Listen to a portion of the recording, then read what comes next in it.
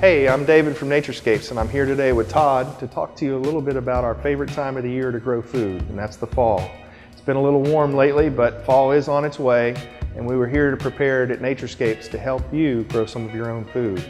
Specifically today, I want to talk about raised bed gardening. And Todd, I wanted to ask you today, can you talk to us a little bit about how to best structure a raised bed? Well, when you're starting with your raised bed, the most important thing is you want to use natural material, either a natural wood or stone, and avoid pressure-treated wood because that could damage your edible foods. Then when you create your growing medium, you want to start with a base of gravel that will help with the drainage, and then on top of that you want to add some organic mix with a little bit of sandy soil in it to help with the drainage. Excellent. And that's a good start. Okay, Todd, now that we've got our bed structured and built, let's talk a little bit about how to best lay out our raised bed gardens.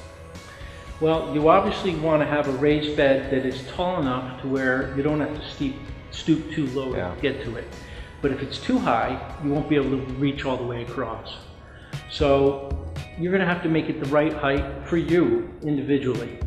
And then when you're talking about the width of the bed, you want to be able to reach at least a little more than halfway across. So figuring 3 to 4 foot is a really good width for a raised bed.